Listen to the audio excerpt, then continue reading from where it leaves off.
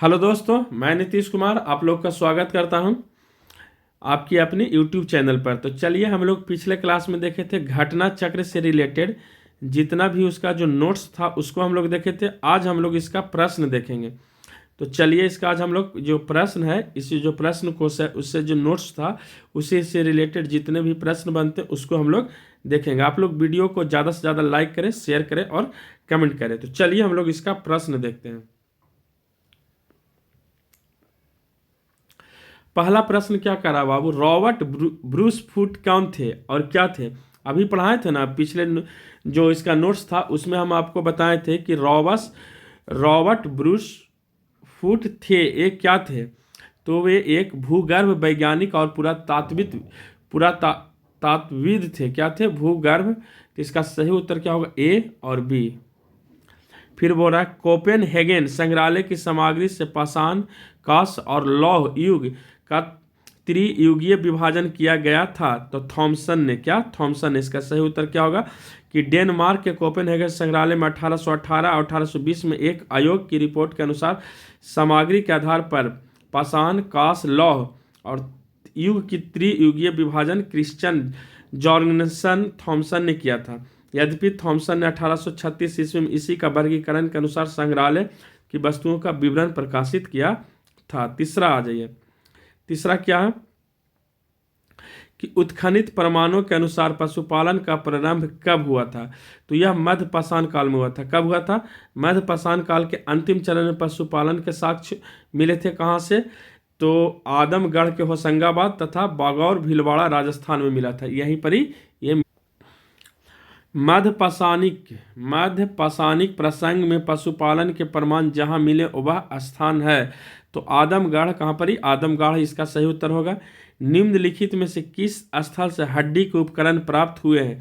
बोल रहा है कि निम्नलिखित में से किस स्थल से हड्डी के उपकरण प्राप्त हुआ है? तो इसका सही उत्तर होगा मध्यदहा और सराय नहर राय से। कहां पर ही? मध्यदहा और सराय नहर। यह देखिए ना, मध्यकालीन मध्यदहा उत्तर प्रदेश के प्रतापगढ़ जिले से क्या मिला था? हड्डी के उपकरण मिला था। हड्डी के सींग और निर्मित उपकरण प्राप्त हुए थे। जी आर शर्मा मध्यदहा ने तीनों क्षेत्रों का उल्लेख करते हुए जो झील क्षेत्र, बूचड़खाना संकुल क्षेत्र, कब्रिस्तान निवास क्षेत्रों में बांटा था। बूचड़खाना संकुल क्षेत्र से हड्डी और सींग के उपकरण और आभूषण बड़े पैमाने पर सराय नहर से भी अल्प मात्रा में हड्डी भी प्राप्त हुआ था। तो देखिए, जो मध्यदहा था वहां पर ही कब्रिस्तान था, सकुल क्षेत्र था, बूचड़खाना था, वहां से हड्डी और सींग भारी मात्रा में प्राप्त हुआ था। लेकिन सराय नहर से पूछा जाएगा कि अल्प मात्रा में हड्डी के उपकरण प्राप्त हुए थे। चलिए क्वेश्चन नंबर 6 को देखें। हड्डी से निर्मित आभूषण भारत में मध्य पाषाण काल के संदर्भ में प्राप्त हुए। वह हड्डी से निर्मित आभूषण भारत के मध्य पाषाण काल के संदर्भ में प्राप्त हुए। इसका जो सही उत्तर होगा ए और बी। कहां से? सराय नहर से और मध्यदहा से प्राप्त हुए हैं। एक ही कब्र से तीन मानव कंकाल निकले। एक ही कब्र से 3 मानव कंकाल निकले। कहां से? दमदमा से। कहां से? मध्य गंगा घाटी के प्रतापगढ़ जिले स्थित सराय नहर और मदहा के दमदमा का उत्खनन हुआ। दमदमा लगातार 5 वर्षों तक किए गए उत्खनन के फलस्वरूप पश्चिमी और मध्यवर्ती क्षेत्रों से कुल मिलाकर 41 मानव संसाधन समाधान ज्ञात हुए। इन समाधानों में से 5 समाधान युग्म समाधान है और एक समाधान में 3 मानव कंकाल एक साथ दफनाए गए। शेष समाधानों में से एक एक और कुछ में से 4 मिला था। पहले तो 3 मिला, एक ही साथ 3 मिला, फिर कुछ में से एक मिला और एक समाधान में से 4 मानव कंकाल मिले थे। कितना हो गया? 7 नंबर क्वेश्चन। अब 8 नंबर देखेंगे।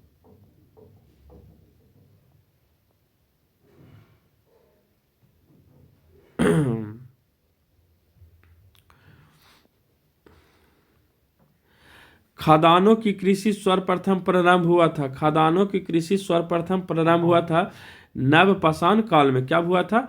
नव पाषाण काल में। 9 भारत में मानव का सर्वप्रथम साक्ष्य कहाँ मिला था? भारत में मानव का सर्वप्रथम साक्ष्य कहाँ मिला था? तो इसका जो सही उत्तर होगा नर्मदा घाटी में। कहाँ पर ही?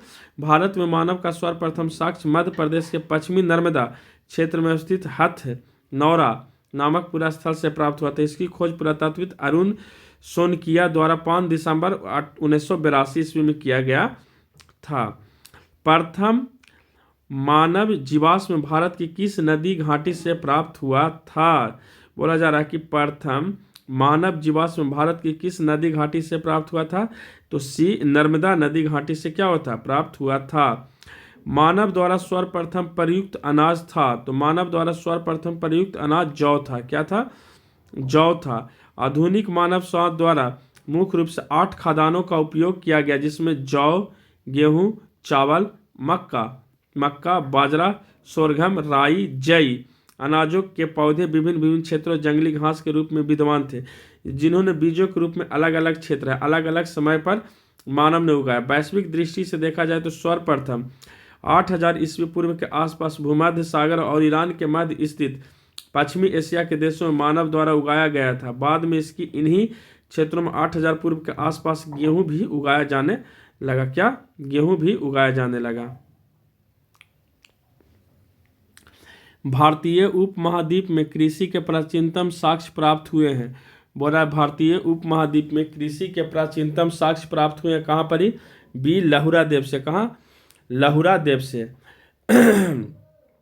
कहाँ पर ही? लहुरा देव कहाँ है? प्राचीनतम कृषि साक्ष्य वाला उत्तर प्रदेश के संत कबीर नगर जिले में स्थित लहुरा देव है, जहाँ 9000 ईस्वी पूर्व से 7000 ईस्वी पूर्व के बीच चावल का साक्ष्य प्राप्त हुआ था। उल्लेखनीय नवीनतम खोज के पूर्व महाद्वीप के कृषि साक्ष्य वाला स्थान मेहरगढ़ पाकिस्तान के बलूचिस्तान में स्थित, जहां 7000 ईस्वी पूर्व में गेहूं के साक्ष्य मिले, जबकि प्राचीनतम चावल के साक्ष्य वाला स्थल कोल्डीवा इलाहाबाद बेलन नदी के स्थित पर है, घाट तट पर स्थित है। यहाँ 6500 ईस्वी पूर्व में चावल के 7000 में गेहूं मिला, जबकि प्राचीनतम चावल के साक्ष्य वाला स्थल कोल्डीवा जो बेलन नदी घाट के यहाँ पर चावल के भूसी 6500 ईस्वी में मिला था। माना जाता है कि संदर्भों में लहुरा देव रहता विकल्प में लहुरा देव रहता है, तो उपयुक्त विकल्प सही होगा कौन? लहुरा देव।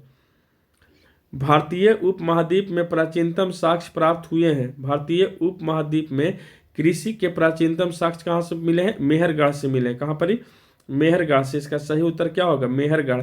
भारतीय उपमहाद्वीप में कृषि के प्राचीनतम साक्ष्य कहाँ से प्राप्त हुए हैं? तो इसका भी सही उत्तर होगा क्या? मेहरगढ़।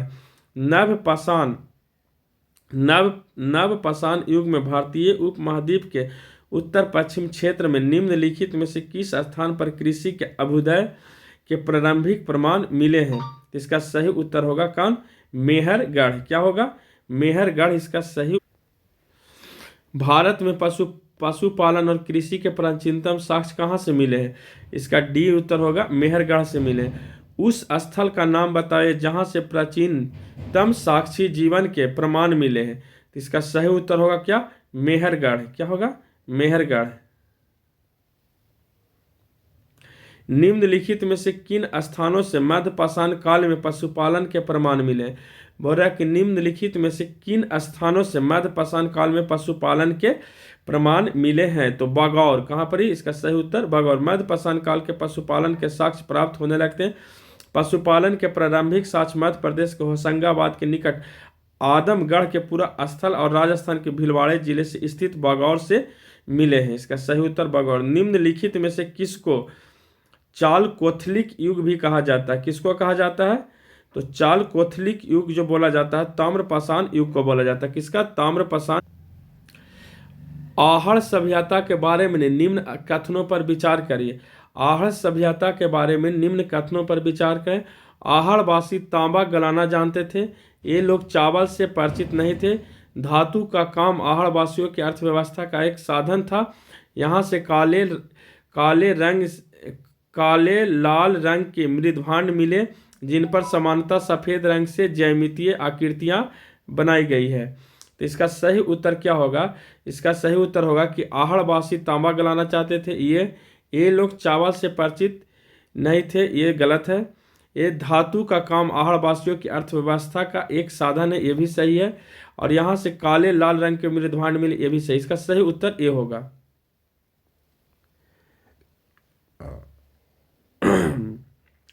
निम्नलिखित में से किस पूरा स्थल से पाषाण संस्कृति से लेकर हड़प्पा सभ्यता का एक संस्कृति अवशेष प्राप्त हुआ है? इसका बी होगा।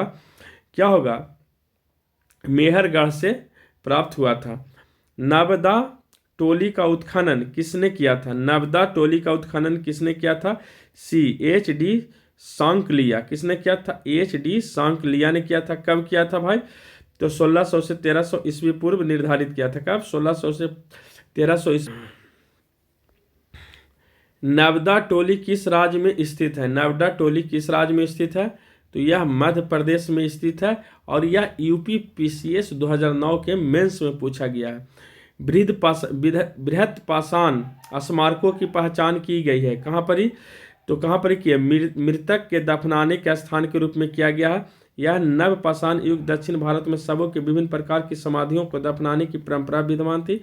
इन समाधियों को विशाल पाषाण खंडों से निर्मित बृहत पाषाण को मोगलालिथ के नाम से जाना जाता है। इनके विभिन्न प्रकार के जैसे शिष्ट समाधि, पीठ सर्किल, कैरलस circle, dolmen, umbrella stone hood stone कंदराए मेहरा में स्थित है। राख का टीला निम्नलिखित किस नवपाषाणिक स्थल से संबंधित थे? राख का टीला निम्नलिखित किस नवपाषाणिक स्थल से संबंधित है? बी संगनकल्लू। बी क्या? संगनकल्लू, जो कर्नाटक के मैसूर के पास बेल्लारी जनपद में स्थित संगनकल्लू नामक स्थान नवपाषाण कालीन पुरास्थलों के राख के टीले प्राप्त हुए हैं। भीमबेटका किसके लिए प्रसिद्ध है? भीमबेटका गुफाओं के शैल चित्र के लिए प्रसिद्ध है। किसके लिए? जो यूनेस्को ने इसको क्या किया है? संरक्षित में भी डाला है। मध्य प्रदेश के रायसेन जिले में भीमबेटका प्राग ऐतिहासिक शैल चित्र का सर्वश्रेष्ठ उदाहरण है। इन गुफाओं में जीवन के विविध रंगों के पेंटिंग के रूप में उकारा है, जिसमें हाथी, सांभर, हिरन आदि चित्र बनाए गए। अब तक के 700 में से 243 को क्या किया गया है? क्रमांक दिया गया है। 243 का नंबर दिया गया है। यहाँ पर ही बताए थे नोट्स में, 243 को क्रमांक दिया गया है, जिसमें से 123 को चित्र पाए गए। क्या पाए गए? 123 चित्र पाए गए हैं। निम्न में से कौन सा स्थल प्राग ऐतिहासिक चित्रकला के लिए प्रसिद्ध है? भीमबेटका। इसका और 3 गो होता, तो प्राग ऐतिहासिक चित्रकला के लिए प्रसिद्ध है कौन? भीमबेटका। भीमबेटका की गुफाएं कहाँ स्थित है? भीमबेटका की गुफाएं कहाँ स्थित है? इसका सही उत्तर होगा रायसेन या अब्दुल्लागंज, रायसेन। भारत में किस शिलाश्रय से सर्वाधिक चित्र प्राप्त हुए हैं? तो भीमबेटका से कितना हुए हैं? 700, जिसमें से 243 को क्रमांक दिया गया और 133 या 137 चित्र प्राप्त हुए हैं। निम्नलिखित में से किस भारतीय पुरातत्ववेत्ता ने पहली बार भीमबेटका गुफा को देखा और उसके शैल चित्रों को प्राग ऐतिहासिक महत्व को खोजा? इसका सही उत्तर होगा B.S. वांकर। क्या? B.S. वांकर। रायसेन जिला में इसकी खोज 1957 ईस्वी में B.S. वांकर ने किया था। यूनेस्को ने भीमबेटका शैल चित्रों को विश्व विरासत सूची में शामिल किया है। भीमबेटका को खोज किसने किया था? तो इसका सी डॉक्टर विष्णुधर वाकनर ने किया था। किसने किया था? डॉक्टर विष्णुधर वाकनर।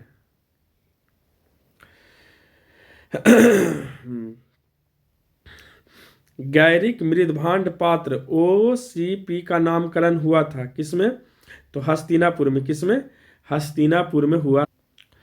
वही बोल रहे हैं कि गंगा यमुना के द्वाब की संस्कृति परंपरा संभवतः उस संस्कृति के साथ शुरू हुआ था जिसमें अत्यंत विशिष्ट मृदभांड के नमूने कारण गेरू बर्नी गैरिक मृदभांड संस्कृति OCP कहा गया। BB लाल ने 1951 ईस्वी में हस्तिनापुर में सर्वप्रथम गैरिक मृदभांड प्राप्त किया था। इसी का नामकरण भी हुआ था। ताम्रसम काल में महाराष्ट्र के लोग मृतकों के घर के फर्श के नीचे किस तरह रखकर दफनाते थे? जो ताम्रसम काल में महाराष्ट्र के लोग मर जाने पर वहाँ के लोग घर के फर्श के नीचे किस तरह रखकर दफनाते थे? तो इसका सही उत्तर होगा उत्तर से दक्षिण की ओर। क्या? उत्तर से दक्षिण की ओर। निम्नलिखित में से किस स्थल से मानव कंकाल के साथ कुत्ते का कंकाल भी प्राप्त हुआ था? निम्नलिखित में से किस स्थल से मानव के कंकाल के साथ कुत्ते का भी स्थल प्राप्त हुआ था? बुर्ज होम। किससे? जम्मू कश्मीर के श्रीनगर के निकट उत्तर पश्चिम ब्रुजहोम से नव पाषाणिक अवस्था मानव के कंकाल के साथ कुत्ते का कंकाल भी प्राप्त हुआ था। फिर अगला हम लोग देखें, निम्नलिखित में से किस स्थान पर मानव के साथ कुत्ते को दफनाया गया था? इसका सही उत्तर बुर्जहोम। गर्त आवास के साथ साक्ष्य मिले थे, गर्त आवास के साक्ष्य मिले थे क्या? बुर्जहोम में। कह रहा है कि ऐतिहासिक स्थानों की ख्याति का कारण, दोनों को हम लोग को क्या करना, मिलान करना। और ये IAS 2021 के प्री में पूछा गया, क्या PT में पूछा गया। बुर्जहोम क्या होगा? बुर्जहोम के नियुग उपयुक्त युगों में से कौन सा और कौन से सही सुमेलित हैं? मैंने पूछ रहा कि कौन कौन सा, ये 3 गो में से कौन सही है, कौन सुमेलित है? बुर्जहोम। तो बुर्जहोम में क्या मिला था? कुत्ता और मानव मिला था, तो इसमें तो कोई है ही नहीं थी, तो ऐसे ही कट गया। चंद्रकेतुगढ़, चंद्रकेतुगढ़ क्या होगा? टेराकोटा कला, ये सही है। गणेश्वर ताम्र कलाकृतियां, ये भी सही है, तो इसका सही उत्तर क्या होगा? D।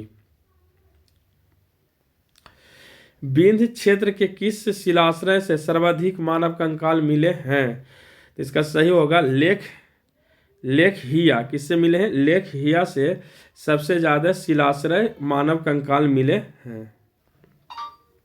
नीचे 2 कथन दिए गए, एक को अभिकथन, दूसरे को कारण कहा जाता है। तो अभिकथन पढ़ते हैं कि विंध्य क्षेत्र के पाषाण युगीन लोगों ने, 39 नंबर क्वेश्चन है, नूतन भूतल काल के अंत में गंगा घाटी में प्रव्रजन किया। कथन क्या कर रहा है कि विंध्य क्षेत्र के पाषाण युगीन लोगों ने नूतन भूतल काल के अंत में गंगा घाटी में प्रव्रजन किया।